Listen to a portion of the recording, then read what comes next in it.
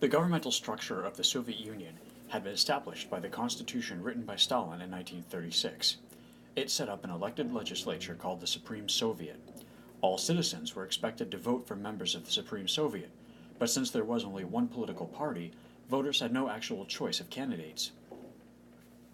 In theory, the Supreme Soviet made the laws, but in reality the Communist Party ran the Soviet Union.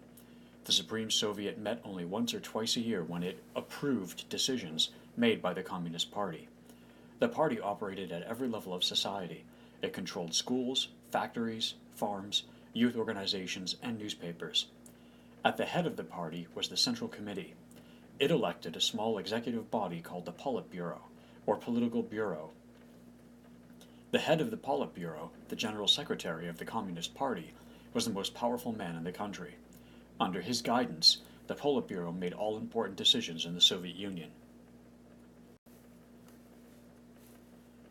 The political system and society in the Soviet Union both showed signs of severe distress in the 1980s. The Soviet social system, based on guaranteed employment and a lack of incentives, bred apathy, complacency, absenteeism, and drunkenness. A declining economy, a rise in infant mortality rates, a dramatic surge in alcoholism, and deterioration in working conditions all led to a collapse of morale and a growing perception that the system was foundering.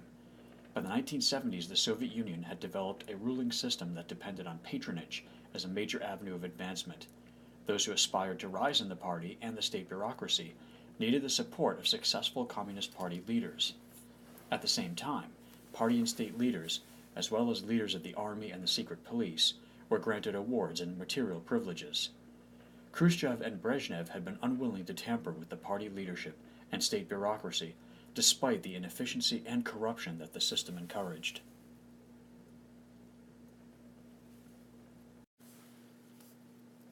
By the mid-1980s, the Soviet economy was seriously ailing. Rigid, centralized planning produced mismanagement, stifled innovation, and led to the creation of a huge, complex bureaucracy that discouraged efficiency and reduced productivity. Although the Soviets still excelled in space exploration, they fell behind the West in high technology, especially in the development and production of computers for private and public use. Most noticeable to the Soviet people was the actual decline in their standard of living, as consumer goods became both scarcer and more expensive. Agricultural problems added to Soviet economic woes. Bad harvests in the mid-1970s, caused by a series of droughts, heavy rains, and early frosts, forced the Soviet government to buy grain from the West, particularly the United States. The Soviets became increasingly dependent on capitalist countries. The combination of economic decline and the disastrous war in Afghanistan led to a growing movement for reform. Within the party, a small group emerged who understood the real condition of the Soviet Union. One member of this group was Yuri Andropov, head of the KGB and successor to Brezhnev after the latter's death in November 1982. Andropov was already old and in poor health when he came to power, so he was unable to make any substantive changes. Andropov's most significant move was his support for young reformer Mikhail Gorbachev, who was rising in the ranks of the party. When party leaders chose Gorbachev as party secretary in March 1985, a new era began. Gorbachev was not anti-communist, but he was a humanitarian, and he believed that the only way to save the Soviet system and improve the lives of his people was to pursue radical reforms. In his first year of office, Gorbachev outlined his ambitious three-part program of change.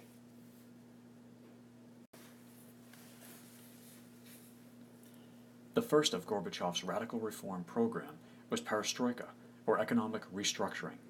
This program called for less government planning and more power to local factory managers to make production decisions. It also allowed some Soviet citizens to operate small retail businesses and gave farmers permission to grow some food that could be sold in a free market. Perestroika was similar in many respects to the new economic policy pursued by Lenin in the early 1920s. Unfortunately for Gorbachev, his economic restructuring did not go far enough, and shortages of goods and rising prices fueled unrest and dissatisfaction with the regime. Gorbachev's reform policy of glasnost, or openness, was more successful than his economic policies. Churches, long suppressed under communist rule, were allowed to reopen, dissidents were released from prison, and previously banned books were allowed to be published. Pravda, the official newspaper of the Communist Party, began to include reports of official corruption, sloppy factory work, and protests against government policy. The arts also benefited from the new policy. Previously banned works were now published, and music based on Western styles, such as jazz and rock, began to be performed openly. Initially intended as a vehicle for Soviet citizens and officials to discuss openly the strengths and weaknesses of the Soviet Union, Glasnost quickly went much further than Gorbachev intended, or perhaps desired, and turned into something close to complete freedom of speech in the press. For a people that had endured centuries of repressive censorship, Glasnost constituted a cultural revolution. The third element of Gorbachev's reform program was democratization, a gradual opening of the political system.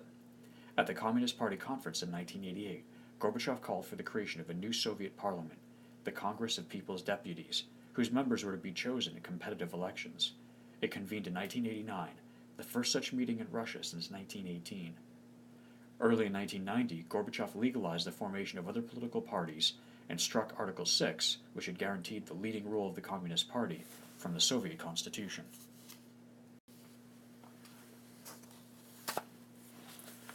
Gorbachev carried his spirit of reform, or new thinking, into foreign policy as well. Knowing the Soviet economy could not afford the costly arms race with the United States initiated by President Ronald Reagan, the two leaders signed in 1987 the Intermediate Range Nuclear Forces, or INF, Treaty. This agreement banned all land-based intermediate range missiles in Europe, setting the stage for more arms reductions in the future. In 1989, Gorbachev finally pulled Soviet forces out of the long and costly war in Afghanistan. Following on the heels of the reunification of Germany, the Soviet Union also agreed to the Paris Accord of 1990, also known as the Treaty on Conventional Armed Forces in Europe, or the CFE, which was signed by both NATO and Warsaw Pact members, and officially ended the Cold War by reducing and equalizing conventional armed forces from the Atlantic to the Urals. Gorbachev encouraged reform movements in Poland and Hungary and promised to respect the political choices of peoples in Eastern Europe, thereby in essence repudiating the Brezhnev Doctrine. Gorbachev felt that the Soviet Union no longer had the resources to maintain its iron grip over Eastern Europe. This policy of allowing greater autonomy for the communist regimes of Eastern Europe meant that the Soviet Union would no longer militarily support communist governments that faced internal revolt. The unwillingness of the Soviet regime to use force to maintain the status quo, as it had in Hungary in 1956 and Czechoslovakia in 1968, opened the door to the overthrow of communist regimes. This loosening of communist control would bring revolution and end the Cold War.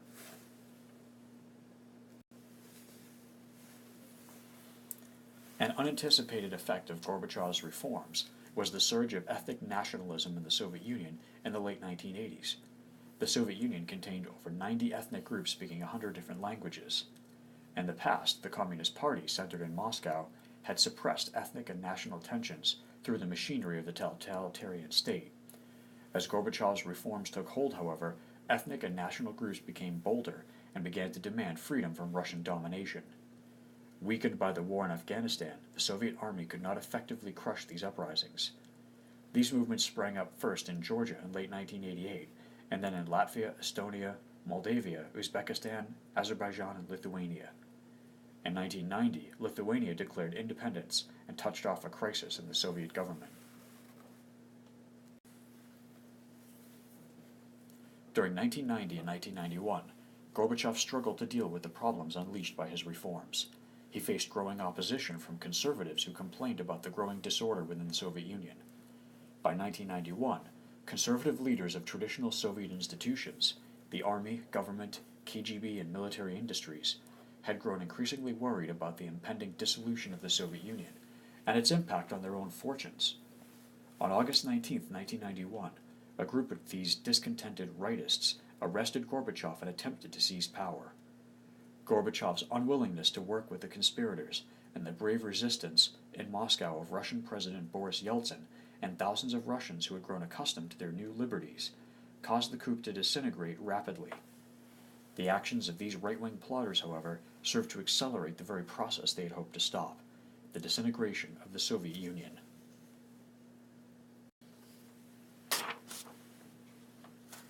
Despite desperate pleas by Gorbachev for unity, the Soviet republics moved for complete independence after the failure of the conservative coup in August 1991.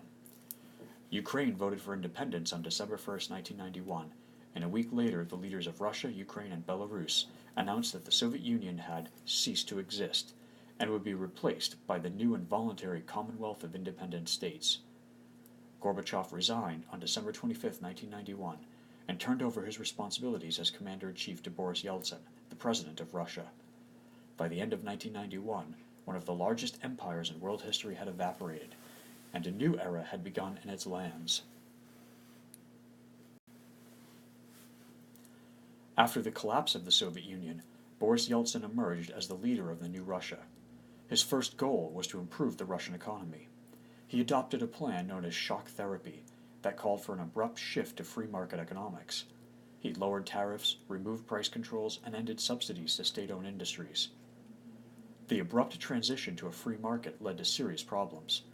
After decades of central planning and direction, Yeltsin had suddenly turned industries and farms over to inexperienced private owners.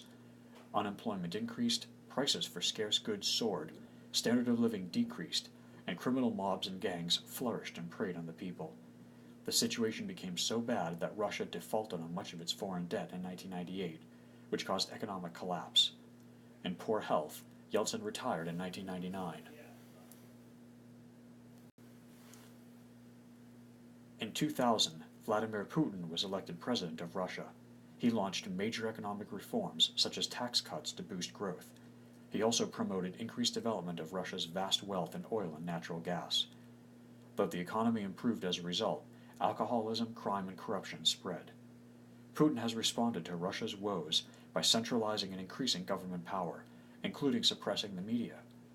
Western observers have been critical of Putin's aggressive nationalistic policies, attacks on democratic practices, and efforts to restore Russian power, especially at the expense of the former Soviet republics.